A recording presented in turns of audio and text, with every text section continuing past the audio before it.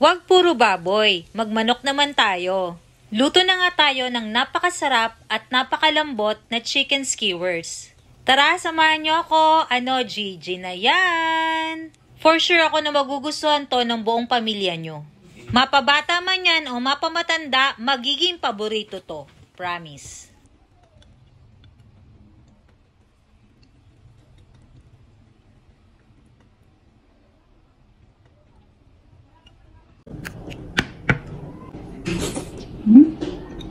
Mayo sweet chili. Oops. Mag-start na nga tayo. Meron lang po akong biniling chicken breast sa palengke. Filet na po ito. Hatiin nyo nga lang yan ng naaayon sa gusto nyong size. Pag okay na mga ka-food trip, ay timplahan na po natin yan ng toyo, paminta, ketchup, minced garlic, at kalamansi. Sama ko na rin po yung balat para mas masarap. At maglalagay din po ako ng kalahating can ng Sprite Zero. Hindi na po ako maglalagay ng asukal kasi matamis na to. Mix-mix lang natin at ibabad for about an hour. Mas maganda din kung may time kayo overnight. Pag okay na mga ka-food trip, ay ilagay na po natin siya sa stick. Parang ganito mga ka-food trip, same process lang hanggang matapos natin lahat ito. At ito na nga yung finished product natin, ready for grilling. Pero bago natin to i-grill, ay ihanda muna natin yung gagawin natin pamahin. So naglagay lang po ako ng konting olive oil, and then ketchup, at yung ating pinagbabadan kanina.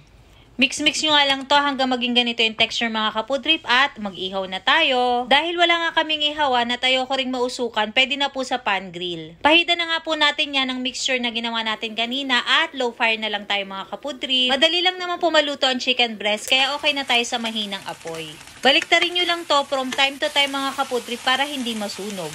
Maganda rin kung palagi nyong papahidan from time to time para talagang nanunuot ang lasa ng ating marinade na ginawa. And mga ka-food trip, so nakikita nyo naman na naluluto na siya. Pagkaraan nga na ilang minuto, pwede na ito mga ka-food trip. Ahunin na natin at ganun din ang gawin natin sa mga susunod pang batches ng ating mga inihaw. At tada, luto na po lahat ng ating inihaw. Mabilis lamang po itong lutuin mga ka-food trip. Promise mga ka-food trip, napakasarap nito at napaka-tender ng loob. Masarap na, hindi pa nakakagilting kainin. Sa ano pa inintay nyo mga ka-food trip? Punta na tayo sa tikiman time. Susuka muna natin sa usaw. Grabe mga ka-food trip, sobrang sarap. Meron din po ako sa usawan dito na mayo tsaka sweet chili sauce.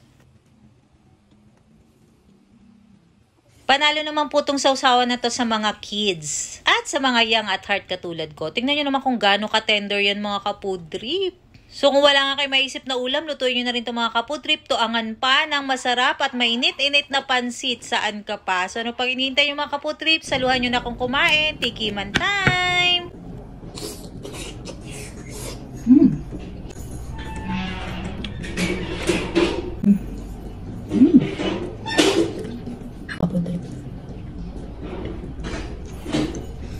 Ulam natin siya sa kanin.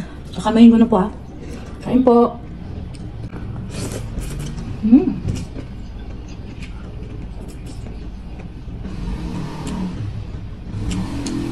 Then may isa pa akong sausahan mga kaputri. Ito naman po ay mayo at saka sweet chili sauce. Sarap din ito mga kaputri.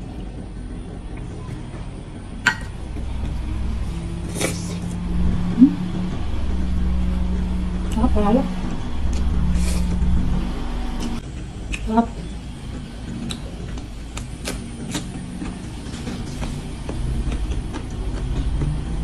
Pwede po siya sa suka, masarap. Pwede din po dito. Ang sarap din. Panalo itong barbecue natin mga kaputip. Sobrang tender. Kesa malagi tayong pork. Ayan. Ayan natin ang sausaw. Ayan po.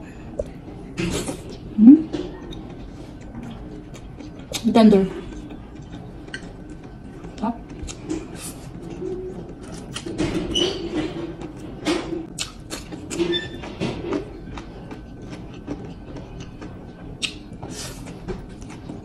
Last, sausaw natin dito sa ating mayo sweet chili.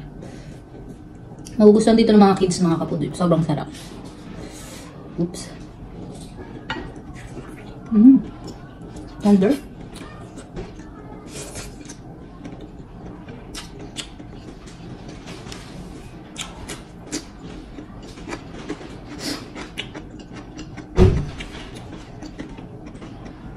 Last bite, luto na rin kayo mga kaputrip. Thanks for watching. Bye! Share nyo na yung video na to para maluto ng iba. Thanks for watching. Bye!